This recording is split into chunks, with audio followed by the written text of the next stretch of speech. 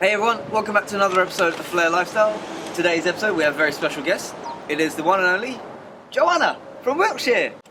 Hey! No. It is of course the one and only Mr. Tom Dyer. How's it going? Not too bad. How are you? Very well, thanks. Very well It's indeed. a lovely day here in sunny London. It is indeed. See, everyone thinks it rains here, but see that sound? Yeah. Shorts, flippy floppies, Exactly. and sun. That's all you need. So, Mr. TD, let's talk retirement. What's that all about? Retirement is quite funny, huh? See, he thought it was funny. Yeah, I don't know. It's. I was thinking about it for a couple of years, I guess. 3 or 4 years. Where you've got to try and do you continue to compete, or How long have you been competing? my first competition was September 2001 at Roadhouse. And I suppose after a while, and I never thought this would happen, after a while you lose a little bit of the motivation. I think that's a little bit to do with the fact that I started to invest my time in other aspects to do with WFA, to do with EBS, European Bartender School. We've got a few more schools now to take up our time. And an importing company here in the UK where we import purees from Italy at the moment. So yeah, my time was being passed around from different place to different place, and you don't always have the same motivation to practice after sitting in front of the computer for 5 or 6 hours. But I thought I'd miss it a lot, and I don't miss it as much as I thought I would, I guess. Ooh. Which is kind of upsetting in some ways, but at the same time I'm kind of pleased because it makes me feel like I've done the right thing. Okay, so I recently read an article. It was written on the WFA website by co-founder of WFA, Mr. Andy Collinson. It was all about the 2015 Roadhouse World Finals and how sadly it won't be remembered so much for the winning routine of that competition, but more so for your final farewell routine, which was an awesome routine, by the way. 2 elements all the way. It was like a little throwback to a montage, shall we say, of all your past routines. What inspired you to do that? I suppose it was early last year. I knew in my mind that Roadhouse was going to be my last comp, and I didn't tell many people at all. I didn't tell Andy. I didn't tell my mum and dad. Apparently, I thought I did. Sorry, mum and dad. I was trying to come up with something. It's no one's really done a farewell routine or a farewell competition as such. So I thought, well, I started at Roadhouse in 2001 September. I'm going to finish. You've got to finish there. Yeah, you've got to finish. I thought I need to finish on a high, and obviously the ideal thing is to win the comp. And I thought, I don't know if I'm going to have. It's going to be hard to win it. The one at the previous year, to win it again. Tom McMarrick's done that, twice. Three times in a row. And I was like, that's a tough one to do. So I was trying to come up with an idea, which is a farewell routine, which is going to make a little bit of a statement, and which is something that I'm going to enjoy, because that is the most important thing, I think, when you're on stage, is to enjoy what you're doing. If you don't enjoy it, there's no point in doing it. Of course. And it was actually Jumbo St. Pierre which gave me the idea, or came up with the idea, and he said, wouldn't it be awesome if one of you or one of the other top guys did Roadhouse Finals just 2 objects? And I went, yeah, that's a good idea, just bottle tin the whole way through, or 2 objects. Yeah. And so that was just from that moment on, I was like, okay, that's what I have to do. And it's an easier routine to practice, but it was the hardest routine I ever put together in my life. And then I thought the idea of the music was, I can't remember how I come up with that, but I remember making the music. I made the music in July or something, and even making the music, having a tear in my eye, thinking, oh man, I'm so excited to do this, but then all these things start coming through, thinking, well, I've still got to get to the finals as well. So, I had to, obviously you have to prepare the working play round, the exhibition play round, and I just wanted to just get through those. Yeah. Right. And then there was thoughts of, should I just do multiple objects in the working play and the exhibition play round? But anyway, we got to the finals, and well, if you watch the routine, I think one thing I would like anybody to take away from it is the enjoyment I had performing the routine.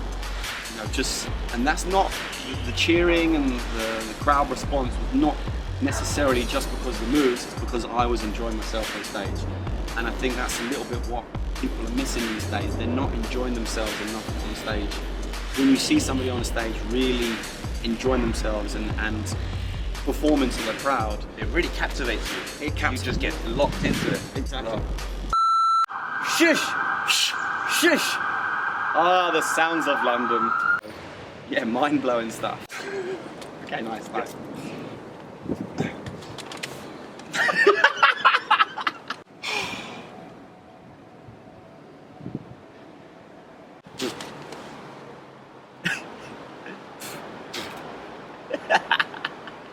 That happened. Obviously, doing less objects helps you perform a lot more, but it also helps the crowd understand what you're doing. And I'm not saying that I want everyone to do box in for the rest of their Flair career. No way. I suppose the idea behind the routine was jumbles it is, and but at the end of the day, it was also a statement to try and say you don't have to do all the most difficult moves in your Flair bag to win a competition. Okay, I didn't win, but I think the feedback that you get from that routine. A big statement on that stage. Right. So would you say it's fair to say that with your final routine, you actually had it in your brain to take people to school one more time? Yeah. No, or was it completely unintentional and just what happened? No, it was a little bit of a, what's the least arrogant way to say this? You can be arrogant, just be arrogant, say it to the camera. This is schooling, right? You're the professor, you can take people to school. Anyone in the world, Flair world, can take people to school, it's the professor. So yeah, in a way it was, I guess. But it was a whole host of different things. It wasn't just that. I didn't want to go up on stage and be like, oh, this is what I think, or there's a whole host of different things. Jumbles gave me the idea, then the music idea came along, and I was like, I really enjoy doing that. It's a statement and a lesson, I suppose, to somebody else to say, look, you can do all the craziest moves with one bottle, one tin, and all different moves as well. It's a routine that I enjoyed immensely. It was a routine which was my most difficult to come up with. I remember somebody wrote on Facebook that I sacrificed my first play. I sacrificed potentially winning by doing this, but I didn't. That's what people seem to don't understand. Is that you speak to the judges at Roadhouse, and they said, if I'd have landed my routine, results could have been a hell of a lot different. And if you look at the scoring system, the only thing I could have got marked down on, the only thing was part of variety, because it says you get marked on the variety of objects that you perform. So that's why I flared with the scoop as well, and the ice and all that kind of stuff, and I got in the car and 2 bottles and whatever else. So that was the only part of the scoring system I could have got marked down on, which is a very small part of the scoring system. I still could have maxed out on all the other sections, and I think one of the judges gave me maximum points in Showmanship, which they've never done. Which, for me to get that at the end of my career, which Showmanship was my weakest point at the very beginning, it makes me happy just for that. So. I didn't know Showmanship was your weakest point. Yeah, it That's was really for a long interesting. time. The routines I've seen you at, you've always been such an entertainer for the crowd. It was years of practice, I guess. It was the beginning. I used to walk out on stage. Like what people are doing now, we spoke about, and it comes with experience. Is that I used to walk on stage, like, right, Tom Dyer, I'm like, do my routine, head down, thanks very much, and walk off. And then I realised, no, you have to look up, smile, acknowledge the crowd, to go in front of the bar, top of the bar. You've got to use the stage and the crowd, and use that 5 minutes or 8 minutes or however long you're on stage to think that you're in that venue, and for that amount of time, you have control of everybody in that place. Or not control, but you have control of the stage, and everyone's going to watch what you're going to do. And if you don't entertain, you're not going to get scored the points, no one's going to watch you, and then you're not going to get the placement or the position that you deserve. Hello, my name is Joanna, and I'm from Wiltshire. Hello, really, my name's Tom, and I'm from London. Bye.